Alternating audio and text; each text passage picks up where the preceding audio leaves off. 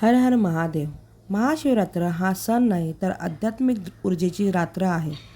तर ही रात्र शिव आणि भक्तीच्या शक्तीच्या मिलनाची रात्र आहे. जिथे ब्रह्मांडातील सर्वोच्च ऊर्जा जागृत होते, सर्व समस्या दूर होतात, संकटे दूर होतात आणि आत्मशक्तीला जाग येते. आणि म्हणूनच एक प्रभावी उपाय जो महाशिवरात्रीच्या रात्री नक्कीच करून पहा.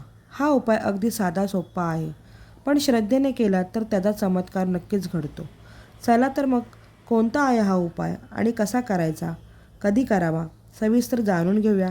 महाशिवरात्री ही केवळ उपवासाची रात्र नव्हे, तर ही आहे शिव आणि पार्वतीच्या मिलनाची रात्र. या रात्री ब्रह्मांडातील ऊर्जा शिखरावर असते. जर तुम्हाला जीवनातील अडथळे, आर्थिक तंगी, आरोग्याची समस्या, नातेसंबंधातील अडचणी व कोणतीही इच्छा पूर्ण करायची असेल तर आजच्या रात्री, महाशिवरात्रीच्या रात्री एक महत्त्वाचा उपाय करायला विसरू नका. पहिला उपाय, बेलपत्रावर चंदनाने तुमची इच्छा लिहून महादेवाला अर्पण करा. हा उपाय अनेक भक्तांनी केला असेल आणि त्यांना महादेवाची कृपासुद्धा मिळाली असेल. तर यासाठी काय करायचं? सर्वात सोपी आणि घरच्या घरी असलेली सामग्री घ्यायची आहे. एक अखंड न फाटलेलं 3 पानांचं ताजं बेलपत्र घ्यायचं आहे. पांढरे किंवा पिवळे चंदन घ्यायचे आहे. अष्टगंध असेल तरी चालेल. शिवलिंग किंवा भगवान महादेवाचा फोटो असेल तर या संपूर्ण वस्तू एकत्र करायच्या आहेत. स्नान करून, स्वच्छ वस्त्र परिधान करून, मन शांत करून दिवा लावावा, अगरबत्ती लावावी आणि 3 वेळा नमः शिवाय किंवा 11 किंवा 21 वेळा ओम नमः शिवायचा जप करायचा आहे. त्यानंतर बेलपत्राच्या मधल्या पानावर म्हणजे मोठ्या पानावर पांढऱ्या चंदनाने लिहावं ओम. हा सर्वात सोपा आणि प्रभावी उपाय आहे. किंवा आपली एखादी इच्छा त्याच्यावर लिहायची आहे. ती अगदी कमी शब्दात, ते म्हणजे संकटमुक्त, कर्जमुक्ती, आरोग्य, नोकरी, संतानप्राप्ती असे प्रकारे आपण त्यावर अक्षर लिहायचं आहे. लिहिताना मात्र मनात फक्त तीच इच्छा ठेवा, दुसरं काही विचार ठेवू नका. तसेच महाशिवरात्रीच्या रात्री, विशेषतः निषेध काळात रात्री 12 वाजून 1च्या सुमारास, आता यंदा 15 फेब्रुवारी 2026ला महाशिवरात्री आहे.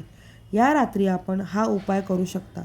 पण जर ते शक्य नसेल तर महाशिवरात्रीच्या रात्री कोणत्याही प्रहरात तुम्ही हा उपाय करू शकता. शिवलिंगावर किंवा मूर्तीसमोर किंवा फोटोसमोर हे बेलपत्र व्हायचं आहे. याआधी आपण अभिषेक करायचा आहे आणि हे बेलपत्र आपल्याला अर्पण करताना म्हणायचं आहे, हे महादेवा, माझी ही इच्छा पूर्ण होऊ दे. मी तुझ्यावर पूर्ण श्रद्धा ठेवते. आणि नंतर ओम नमः शिवाय या मंत्राचा जप करायचा आहे. शास्त्रानुसार महाशिवरात्री अशा प्रकारास बेलपत्र अर्पण करणाऱ्या भक्ताच्या अनेक जन्मांची पापं नष्ट होतात, अडकलेली कामं मार्गी लागतात, ग्रहदोष दूर होतात आणि मनोकामना पूर्ण होतात.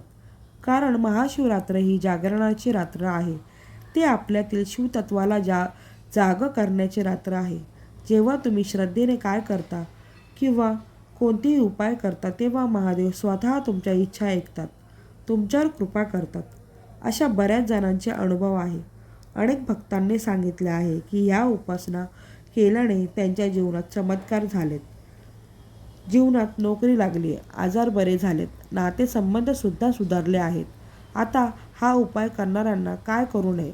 तर बेलपत्र फाटलेले, जुने किंवा 3पेक्षा कमी किंवा जास्त पानांचे घेऊ नये.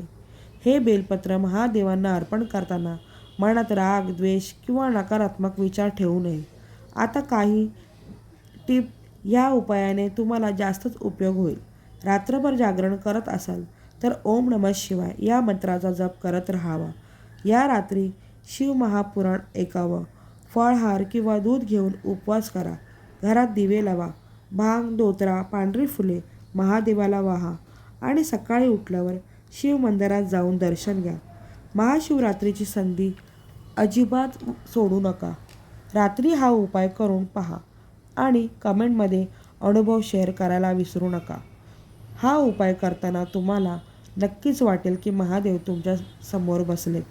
असं म्हणतात, महाशिवरात्रीच्या रात्री लाखो भक्त रात्री जागरण करून प्रार्थना करतात आणि महादेव त्यांच्या अश्रूंना अमृत बनवतात. मग तुम्हीही महाशिवरात्रीच्या रात्री हा उपाय करा आणि महादेवाला प्रसन्न करा.